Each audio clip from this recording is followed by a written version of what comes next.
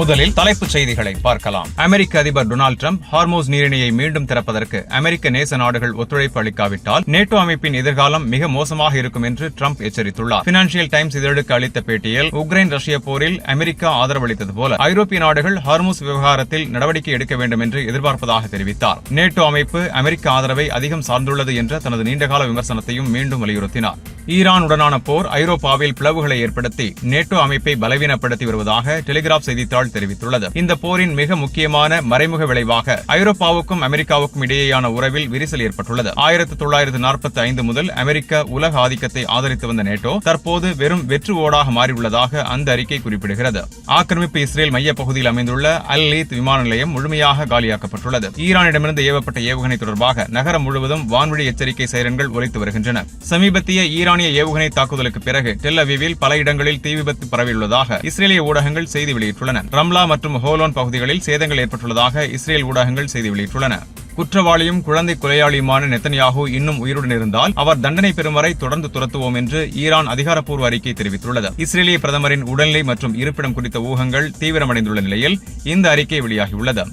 ரியாதை குறிவைத்து சவுதி அரேபியாவுக்கு எதிரான தாக்குதலுடன் தனக்கு எவ்வித தொடர்பும் இல்லை என்று ஈரான் கடுமையாக மறுத்துள்ளது. இது தொடர்பாக முழுமையான விசாரணை நடத்த வேண்டும் என்றும் கோரிக்கை விடுத்துள்ளது.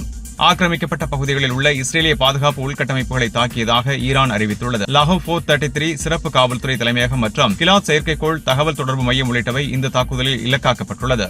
பேச்சுவார்த்தைகள் நடந்து கொண்டிருந்த நிலையிலேயே ஈரான் மீது அமெரிக்கா தாக்குதல் நடத்தியதால் மீண்டும் பேச்சுவார்த்தை நடத்த எந்த அவசியமும் இல்லை என்று ஈரான் தெரிவித்துள்ளது. தேவைப்படும் வரை தனது மக்களை பாதுகாத்து வரும் என்றும் அறிவித்துள்ளது. ஈரானுடனான எந்த ஒப்பந்தத்திலும் ஆக்சிஸ் ஆஃப் ரெசிஸ்டன்ஸ் எதிர்ப்பு அமைப்புகளின் பங்கும் இருக்கும் என்று மூத்த ஈரானிய அதிகாரி ஒருவர் அல் மயாதின் ஊடகத்திடம் தெரிவித்துள்ளார். ரமதானின் இறுதி இரவுகளில் தெஹ்ரான் நகர தெருக்களில் பெருமளவில் மக்கள் பேரணி நடத்தியுள்ளனர். அமெரிக்கா இஸ்ரேல் ஆக்கிரமிப்பை கடுமையாக கண்டித்து ஈரான் தலைமைக்கு முழு ஆதரவு தெரிவித்துள்ளனர். இனி விரிவான செய்திகளை பார்க்கலாம். ஈரான் ராணுவம் ஆக்கிரமிக்கப்பட்ட பாலஸ்தீன பகுதிகளில் உள்ள இஸ்ரேலிய பாதுகாப்பு மற்றும் காவல்துறை நிலையங்களை தாக்கியதாக அறிவித்துள்ளது. ஞாயிற்றுக்கிழமை வெளியிடப்பட்ட அதன் 29வது அதிகாரப்பூர்வ அறிக்கையில் ஈரான் ராணுவம் இஸ்ரேலிய ஆக்கிரமிப்பின் பல பாதுகாப்பு மையங்கள் மற்றும் காவல்துறை தலைமையகங்களை இலக்கு வைத்ததாக கூறியுள்ளது. இதில் லாஹோ 433 என்ற இஸ்ரேலிய சிறப்பு காவல்துறை அலகின் தலைமையகமும் கிலாட் செயற்கைக்கோள் தகவல் தொடர்பு மையமும் அடங்கும். இந்த தாக்குதல் இஸ்ரேலிய ஆக்கிரமிப்பின் காவல்துறை தலைமை மற்றும் மக்கள் ஆய்வு மையங்களுக்கு எதிரான குற்றங்களுக்கு பதிலடியாக நடத்தப்பட்டதாக அறிக்கை தெரிவித்துள்ளது. அதிகாலையிலேயே இந்த நிலையங்களை தாக்கியதாகவும் பரந்த பதிலடி பிரச்சாரத்தின் ஒரு பகுதியாக இது இருப்பதாகவும் குறிப்பிடப்பட்டுள்ளது. லாஹோ 433 என்பது இஸ்ரேலிய காவல்துறையின் மிக முக்கியமான அலகுகளில் ஒன்றாகும். இது தேசிய அளவிலான குற்றங்கள், ஊழல், கொலை, பாலியல் வன்முறை உள்ளிட்ட வழக்குகளை விசாரிக்கும் பொறுப்பை ஏற்றுள்ளது.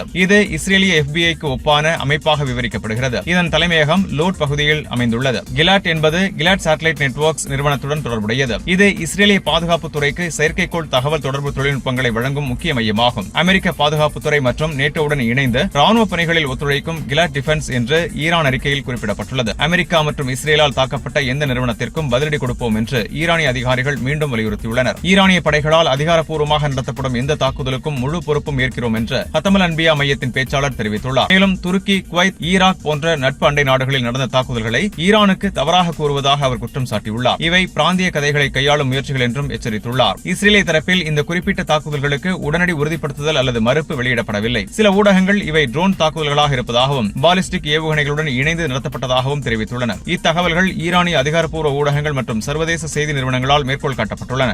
ஞாயிற்றுக்கிழமை ரியாத் மற்றும் சவுதியின் கிழக்கு மாகாணம் நோக்கி வந்த 10 ட்ரோன்களை சவுதி அரேபியா இடைமறித்ததாக கூறிய தாக்குதலில் ஈரான் புரட்சிகர காவல் படையான IRGC-க்கு எந்த தொடர்பும் இல்லை என்று IRGC மறுத்துள்ளது. IRGC-யின் பொது உறவுகள் அலுவலகம் வெளியிட்ட அறிக்கையில் இந்த தாக்குதல் இஸ்லாமிய குடியரசு ஈரானுடன் எந்த தொடர்பும் இல்லாதது என்று தெளிவாக கூறியுள்ளது. ட்ரோன்களின் உண்மையான மூலத்தை சவுதி அரசு முழுமையாக விசாரிக்க வேண்டும் என்றும் வலியுறுத்தியுள்ளது. தெஹ்ரான் தனது ராணுவ நடவடிக்கைகள் அமெரிக்க இஸ்ரேலிய ஆக்கிரமிப்புக்கு பதிலடியாக மட்டுமே நடத்தப்படுவதாகவும் அமெரிக்க ராணுவ தளங்கள் மற்றும் நலன்களை மட்டுமே இலக்கு வைப்பதாகவும் தெரிவித்துள்ளது. அண்டை நாடுகள் அல்லது அவற்றின் மக்களை இலக்கு வைக்கவில்லை என்றும் அண்டை நாடுகளுடன் நல்லுறவை வலியுறுத்தி வருவதாகவும் கூறியுள்ளது. ஈராக், குவைத் தாக்குதல்களுக்கு அமெரிக்கா, இஸ்ரேலே பொறுப்பு ஈரான் குற்றச்சாட்டு.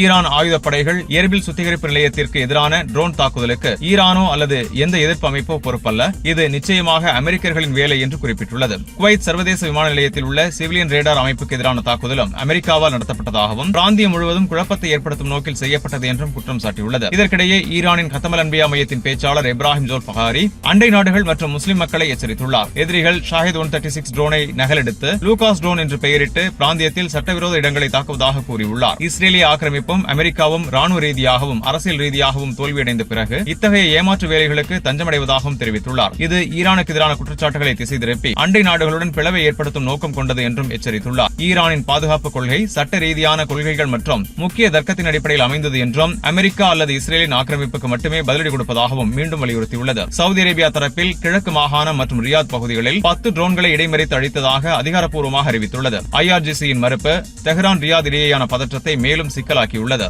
நெதன்யாகு உயிருடன் இருந்தால் தொடர்ந்து துரத்துவோம், IRGC அறிவிப்பு. இஸ்லாமிய புரட்சிகர காவல்படை ஆக்கிரமிக்கப்பட்ட பாலஸ்தீன பகுதிகளுக்குள் உள்ள இலக்குகளையும் பிராந்தியம் முழுவதும் உள்ள அமெரிக்க ராணுவ தளங்களையும் இலக்கு வைத்து ஆபரேஷன் ட்ரூ பிராமிஸ் 4 நடவடிக்கையின் 52வது அலையை தொடங்கியதாக அறிவித்துள்ளது. இஸ்ரேலிய அமெரிக்க பயங்கரவாத தாக்குதல்களால் கொல்லப்பட்டவர்களுக்கு இரத்த பழிவாங்கல் என்று இதை விவரித்துள்ளது. ஈராக்கின் எர்பில் அல் ஹரீர் விமான தளத்தில் அமெரிக்க படைகளின் திரட்டல் மையங்கள், குவைத்தில் அலி அல் சலேம் விமான தளம் மற்றும் கேம்ப் அரிப்ஜான் ஆகியவற்றை அழித்ததாக IRGC கூறியுள்ளது. இவை சக்தி வாய்ந்த ஈரானிய ஏவுகணைகள் மற்றும் ட்ரோன்கள் மூலம் நடத்தப்பட்டதாக அறிக்கை குறிப்பிட்டுள்ளது. நெத்தன்யாகுவை தொடர்ந்து துரத்துவோம் என்று கடுமையான எச்சரிக்கை விடுத்துள்ளது. குற்றவாளி மற்றும் குழந்தை கொலையாளி நெத்தன்யாகு உயிருடன் இருந்தால் அவன் தண்டனை பெறும் வரை தொடர்ந்து துரத்திக் கொள்ளுவோம் என்று IRGC அறிக்கையில் தெரிவிக்கப்பட்டுள்ளது. இஸ்ரேலிய பிரதமரின் நிலை குறித்து ஊகங்கள் எழுந்துள்ள நிலையில் இஸ்ரேலிய அலுவலகம் இதை பொய்யான செய்தி என்று மறுத்து அவர் நலமுடன் இருப்பதாக தெரிவித்துள்ளது. முன்னதாக 51வது அலை தொடங்கப்பட்டது. இதில் பஹ்ரைனில் உள்ள ஷேக் ஈசா விமான தளத்தை தாக்கி ஆரம்ப எச்சரிக்கை ரேடார் அமைப்புகள், விமானங்கள் தங்கும் கூடங்கள், மைய தளம் மற்றும் அமெரிக்க விமான எரிபொருள் தொட்டிகளை அழித்ததாக கூறியது. குவைத்தில் உள்ள அல் உதைரி தளத்தையும் தாக்கியதாக தெரிவித்தது. உபகரணங்கள் சேமிப்பு, ஹெலிகாப்டர் சேமிப்பு மற்றும் அமெரிக்க படைகளின் திரட்டல் இடங்களை அழித்ததாக IRGC கூறியுள்ளது. ஹார்மூஸ் நீரிணை முழு மற்றும் துல்லிய கட்டுப்பாட்டில் உள்ளது என்றும் எச்சரித்துள்ளது.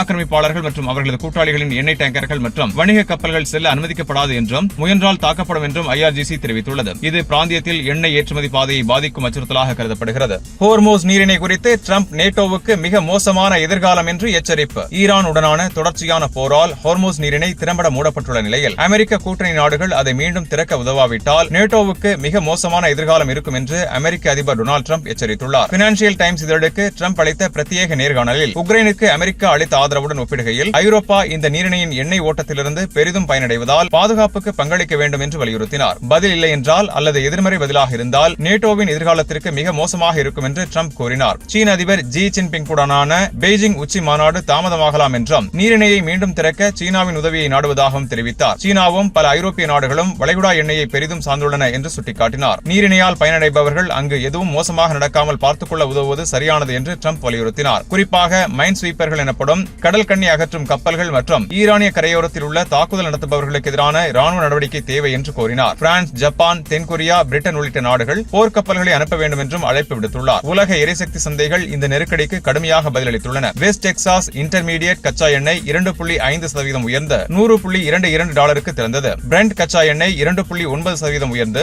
$106.11 ஆனது. கடந்த 2 வாரங்களில் நீரிணை மூடல் மற்றும் போரின் கால அளவு குறித்த நிச்சயமின்மை காரணமாக எண்ணெய் விலை கணிசமாக உயர்ந்துள்ளது. இது உலக அளவில் பொருளாதார பாதிப்பை ஏற்படுத்தியுள்ளது. ட்ரம்பின் எச்சரிப்பு ஈரான் போரின் போது முக்கிய எரிசக்தி பாதைகளை பாதுகாக்க அமெரிக்க கூட்டாளிகள் பொறுப்பை பகிர்ந்து கொள்ள வேண்டிய அழுத்தத்தையும் வலியுறுத்துகிறது. ஒத்துழைப்பு இல்லையெனில் நேட்டோவின் எதிர்காலத்திற்கு உலக எரிசக்தி பாதுகாப்புக்கும் நீண்டகால விளைவுகள் இருக்கும் என்று அவர் கூறினார். இஸ்ரேலிய அமெரிக்க தாக்குதல்களுக்கு பதிலடியாக ஈரான் நீரிணையை மூடியுள்ள நிலையில் பல நாடுகள் இன்னும் உறுதியான உறுதிப்பாடு அளிக்கவில்லை.